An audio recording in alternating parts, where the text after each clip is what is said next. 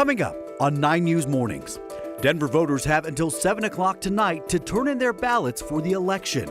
For those who still haven't cast their ballots, we have a review of what's on them and how you can cast your vote. Denver is trying to figure out how to afford supporting migrants in the long term. Support groups say though fewer people are showing up in the city, the demand for help isn't slowing down. And all eyes on New York City this morning as former President Trump faces a historic arraignment today. 9 News Mornings starts now.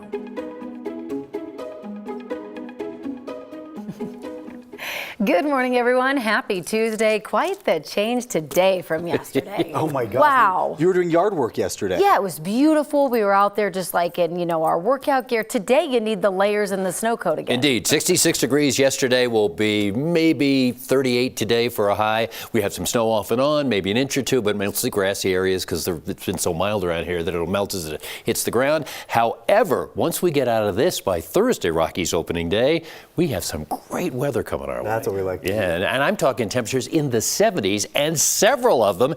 Yeah, we have some snow today, and that'll be off and on, but that's springtime in Colorado. Not to be cliche, but you know what I'm talking about. Here it is, and you can see the flags whipping down there, 18-mile-an-hour winds right now through the city, and you can see we have some light snow. That continues this kind of hazy condition. That also shows the snow, but as I'm sure Erica will tell you, it's not seeming impacting traffic. It's just moving right along there. So as we take a look, we have that snow just drifting across the state. Snow continues for the high country with the watches and warnings, and we see snow here today, and that continues off and on right until the evening hours. And then tomorrow morning we catch a little break. Could see some sunshine for tomorrow morning's rush hour before showers move back in. So we'll continue to see, as this system lifts out, those afternoon rain and snow showers, and then by Thursday morning it begins to clear out, and now we have high pressure building in, and that's going to stay for a while. So today, cloudy skies, light snow, windy, 38 degrees. Then for tonight, cloudy skies, some scattered snow showers at 18. For tomorrow, cloudy skies, rain and snow showers and 43 degrees. But then look at this, 55 for Rockies opening day on Thursday.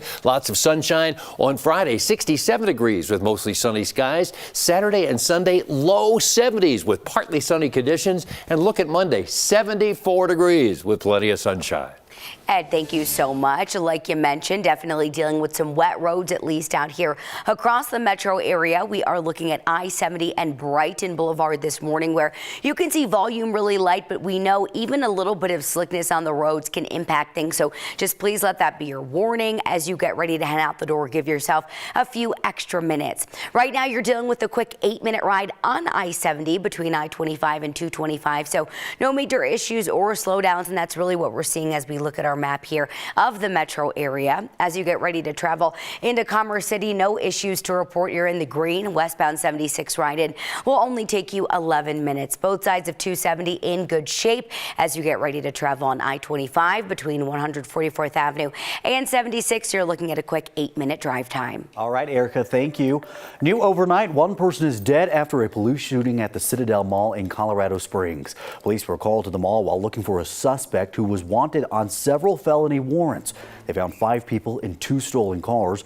Police arrested 4 of them in the parking lot, and the 5th ran into the Burlington coat factory. Police say he had a gun, and within 1 minute, they say an officer shot at the man. He was hurt and was taken to the hospital, where he later died. No one else was hurt. The officer is now on administrative leave. The El Paso County Sheriff's Office is investigating. Today is Election Day for the city and county of Denver. 9 News reporter Darius Johnson joins us live inside the Denver Election Center. And Darius, Denver voters have until 7 tonight to turn in their ballots. And at this point, not a lot of people have. Hey there, Corey. No, not at all. We've taken a look at some of those numbers, but the turnout is low this morning, and there is a lot at stake. I can tell you, just after 12 years in office, it's finally time for Denver Mayor Michael Hancock to hand over the reins of the city. And this is only the 5th mayoral race in the city of Denver, and the field is wide open. There are a total of 16 candidates in the running to become Denver's next mayor, and they all have wide-ranging backgrounds when it comes to their individual success in the city. Some of the big issues they've run on throughout throughout the election: housing, crime, homelessness, and the future of downtown, as well as transportation. One of the biggest issues on the ballot: what happens next with the Park Hill Golf Course? Question 20 on the ballot asks voters if they want a golf course or affordable housing that includes a public regional park. A yes will greenlight development. A no means the land will remain vacant until a new decision is made. Now, when it comes to city council, there are a total of 13 seats to fill. Voters will choose one city council member for each of the city's 11 districts and 2 council members for at-large seats. Incumbents are up for re-election in 8 of those districts. City council at large has a total of 9 candidates, and those on city council will also be voting on the next city auditor and the next clerk and recorder. Once again, Corey, as you mentioned, voters have until 7 o'clock this evening to turn in their ballots. And in the morning, again, of course, 16 candidates. It is highly unlikely that we will know who Denver's next mayor will be. More likely, we'll narrow down this mayoral race to 2 candidates and then hold a runoff election on June 6th. Now, it is possible that some of those city council races could go to a runoff as well, Corey. This is so important, so I hope more people show up today to drop off their ballots and vote. Darius, thank you. And join us tonight as those votes come in.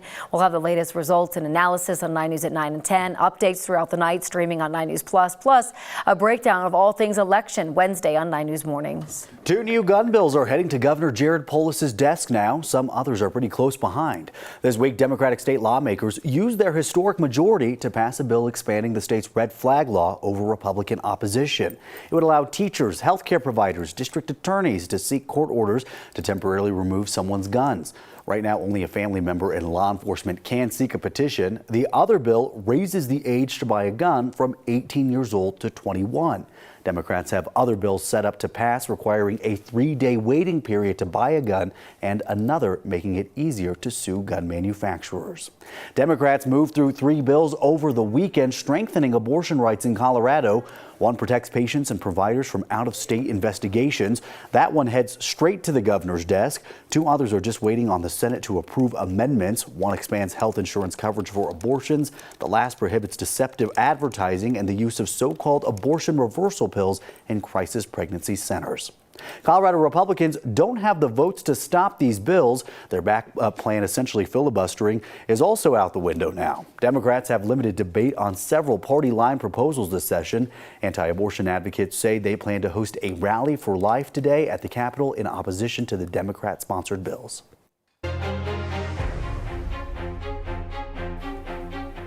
Today, former President Trump will become the first former U.S. president to be arraigned in court on criminal charges. NBC's Bree Jackson is in Washington with more on the historic legal proceedings set to happen. Former President Trump preparing to turn himself in to the Manhattan DA's office today. I think that it should be smooth. We're trying to coordinate and cooperate with everybody to make sure that there are no problems.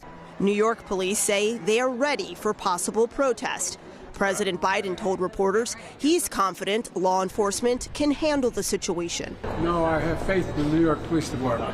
During this afternoon's arraignment, Trump and the country will learn the exact charges he faces. His former fixer, Michael Cohen, served as a key witness for the prosecution. I think right now he's beyond petrified. The investigation centered around hush money payments made to adult film star Stormy Daniels ahead of the 2016 election. Trump allies claim he's being targeted. We're talking about a prosecutor who, before he was elected, promised to indict Donald Trump. Cameras captured the former reality TV star turned politician arriving in New York Monday. He's a criminal defendant, people. He is no different from the brother standing on that corner that his motorcade is about to pass. Sources tell NBC News Mr. Trump faces more than 30 charges related to document fraud. Lawyers for the former president say he will plead not guilty. In Washington, Bree Jackson, NBC News. Former President Trump's arraignment hearing is set for this afternoon.